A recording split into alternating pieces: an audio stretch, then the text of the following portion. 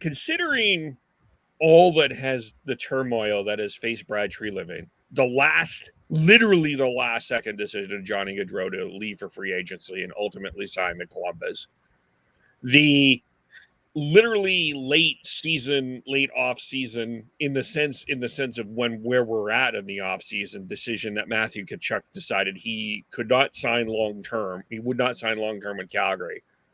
This has to be. Would you consider this his best off season as a general manager for the Calgary Flames? And I'll ask one more: is this the best off season that any general manager has had in the National Hockey League this year? This year, probably not. No. In terms of just Treliving's tenure, I put this one up there with the 2015 offseason. I might give 2015 the edge in the sense that, if you looked at the moves that Treliving made from like the trade deadline onward in 2015, I mean, you punt on Sven Baertschi, who at that point really wasn't in the NHL team's plans, and you turn that into a second round pick.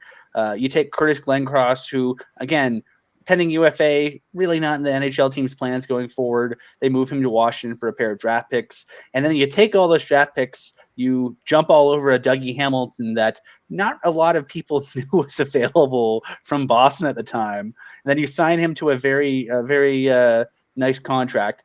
And then you still get three players from that draft who in Andrew Mangiapane, Rasmus Anderson, and Oliver Shillington, who are playing regular minutes in the NHL. And honestly, I mean, Anderson was going to be a good prospect fairly quickly, and he was. Shillington had a longer runway, and then he's basically now finally become pretty close to what they hoped he could be. And Mangiapane was just good work by Tom Webster and the Flame scouts in the OHL. That was just found money there.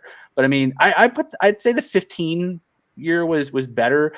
If you're going to criticize Brad Treliving for this year, it's, you make the deals that are there to be made. And so, the Johnny Gaudreau deal, that was the deal that they basically left on Johnny Gaudreau's plate in 2016 when they were negotiating with him. They basically, they very infamously, Gaudreau signed on the day before training camp ended because, the Flames, he knew he had no leverage. He was a special kind of RFA where he only had 2 years of service, and you can, at 3 years of service, you can be offer sheeted. He had 2, so he couldn't even get offer sheeted. So they basically, did their math, said, this is what we think you're worth and what we give you, and here's our reasoning. And then they plunked it down on his desk and says, call us if you have any questions. And then they didn't really do much negotiating at that point because he had no leverage. And then the day before the season started, Gaudreau calls his agent and says, okay, just take the deal. I want to play.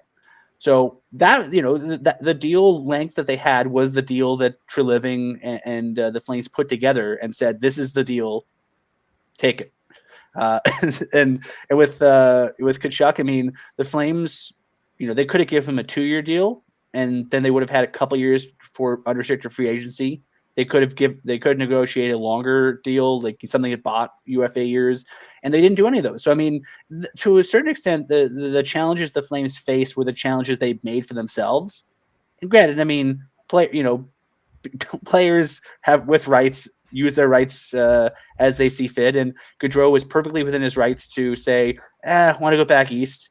Kind of sucks for the Flames. They didn't get anything out of him, but he was also a 4th round pick that, how many 5'0" 135-pound draft year kids from the 4th round turn into 600-700 game NHL players for one team. It almost never happened. So you can sort of accept the Gaudreau thing as, okay, I mean, he's found money, the prior regime drafted him, the prior regime developed the relationship, and you basically, Treliving and his crew reaped all the rewards from that. For Tkachuk, I mean, that was a guy that they really liked and they really wanted, and they drafted him and they developed him.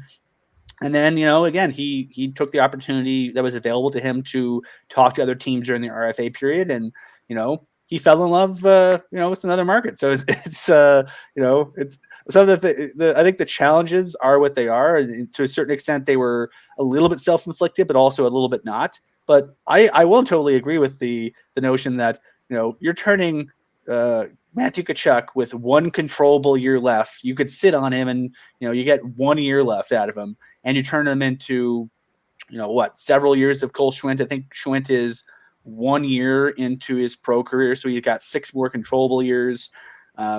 a year apiece of Huberdeau and Mackenzie Weegar, and then you extend Huberdeau, you get the draft pick, whenever it's going to be 25 or 26. I mean, just for sheer asset rollover, they lost two very good players, but they gained two very good players in Mackenzie Weegar and Jonathan Huberdeau, and especially Weegar. Weegar, we were you talk about slotting. The Flames, the big problem was they had to do it by committee because they didn't have a true number one pairing defenseman, so they had to basically cobble together a couple top pairs out of the 3 or 4 guys they had available. Now they have a top dog. I mean, Mackenzie Weegar is just awesome. And I think having a Mackenzie Weegar will make everyone's life easier on the blue line and everyone's life easier throughout the rest of the lineup. So I wouldn't say it was his best year as a GM, but he's definitely had a very nice offseason after it got off to a bit of a rocky start.